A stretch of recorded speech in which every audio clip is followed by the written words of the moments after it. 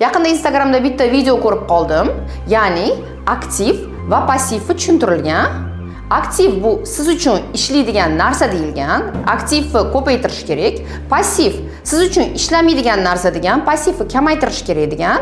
Lekin bu noto'g'ri tushuncha. Hozir siz bilan 1 minut ichida aktiv va passivni qisqacha tushuntirib beraman. Aktiv va passiv har doim bir-biriga teng, chunki bu tarjimada tarozi ma'noni bildiradi, ikki pallani tarozi. Demak, aktiv har doim passivga teng bo'lishi kerak.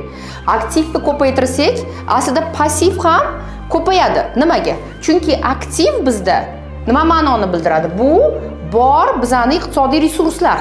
Ya'ni biz uchun ishlaydigan, bizga naf olib keladigan iqtisodiy resurs. Ayrim aktivlar uzoq muddatli ishlaydi. Shuning uchun ham biz nima ko'rsatamiz? Uzoq muddatli aktivlar.